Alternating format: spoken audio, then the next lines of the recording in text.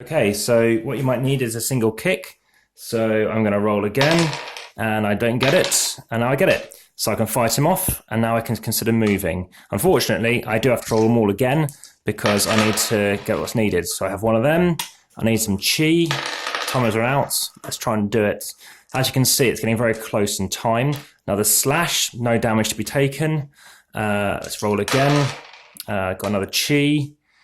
Need one more chi. Nope. Another chi. Got the chi. And my cross. So there we are. We've managed to reach the end. So as you can see, in those 3 rounds, you do need that third round to really get it done. Now, in achieving that, obviously we've completed that mission. And now what happens is you go through, do you know how many dumplings? Yes. Now, sometimes there'll be certain caveats. You might have to do a certain thing. But in this instance, you can look through your cards. So you might have, you get 3 cards at random. So if there are, well, there's 3 cards, say, in 3 players. So amongst you can choose what you want. But in this instance, whoever's good at, say, KOing somebody, they can then have this to do it anywhere on the board. Now, I'll leave it to you as you want to pick. But typically, if this person's good at healing, I wouldn't give them another healing card. I'd give this person anything that's quite fighty. So that's it, basically. It's a game which I highly recommend, playing that story. It's I think it's most difficult as a 3. As a 4, there's a lot more people working together. I think it's quicker to do some things.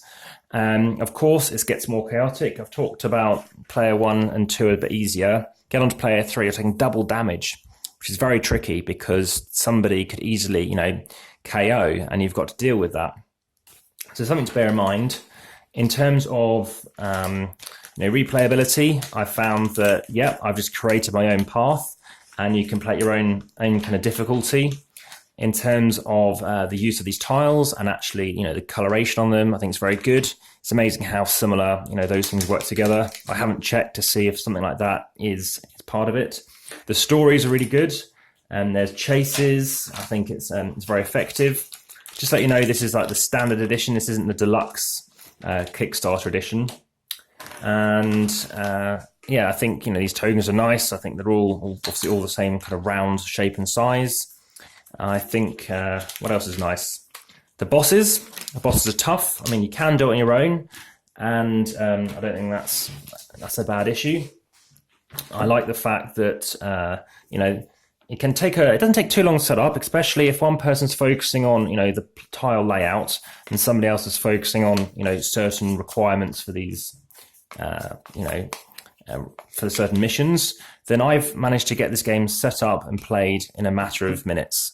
And I think a complete game, including setup, pack down, explanation, all away, under 30 minutes. And considering a game, can take 3 to 9 minutes, that's not that bad at all. And you're more likely to play it more than once.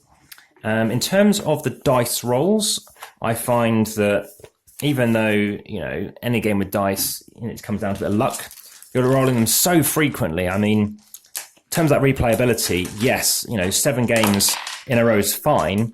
But yeah, my arm was starting to hurt. I mean, yes, I could have swapped arms.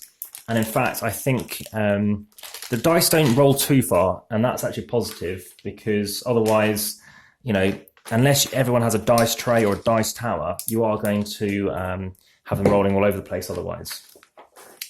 And in terms of, like I said, make your own missions, that's by all means possible. There's a number of different things you can mitigate and change. In terms of how it packs away, I think they've made quite a good job of actually how well it fits in sideways. You can play on easy mode as well. So if you find people struggle, or if you struggle with a certain mission, what you can do is actually to keep playing until eventually you do win a mission. That's what they recommend for kids or for people who maybe haven't considered that strategy, and that goes to show there is strategy in this game. In terms of the difficulty of those missions I did mention earlier, well, it did take 2 times it took multiple attempts to try to complete the mission. So it goes to show how close it is. It shows you that, going for those dumplings, be careful of that, because as good as it can be to refresh those special move cards that you can gather, it is something to bear in mind that actually it is quite difficult to get done. And considering every game is 3 minutes, it's amazing how how tight it can be. It can come down to that last die roll. Or it could come down to after your second round, what you might need to consider is, well, do you go for that dumpling because you're that close to it, or do you consider something different?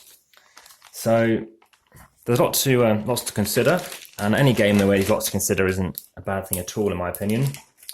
I do like the artwork. The figures are nice, and obviously the caps, you need to use a bit of a pencil or something to push them through, but it's good that they stay on. I like the bamboo. I like the cooperation of working together, and I think there is options for you to house rule move and fight, because lots of people thought what you do is you go into a location and then you run and charge in, but that isn't actually what you do in this game. You can do it by all means, but it's clear that what you're meant to be doing is you're doing either movement or you're fighting in a different square. So what I mean by that is if you're on the same square, you can fight, and then you pick up your dice and roll again, and then this time you're going to be going in and trying to attack somebody, or maybe you're rolling to pick something up, maybe you're trying to heal somebody. There's lots of options out there, but there are some extensive options out that you can consider. Like I said, I'm thinking games like Zombicide, lots of missions have been created.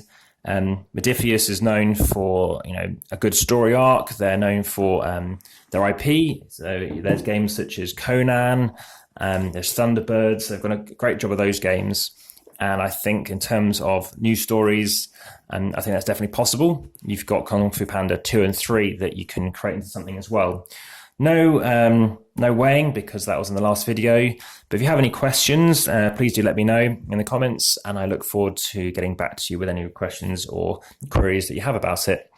I'll be playing this some more, so do check out Instagram on Amass Games as well to see some games on the tables. In addition to that, if you do support and subscribe, there'll be new videos coming very soon. Thank you very much for watching, and I'll speak to you again soon. Take care. Bye-bye.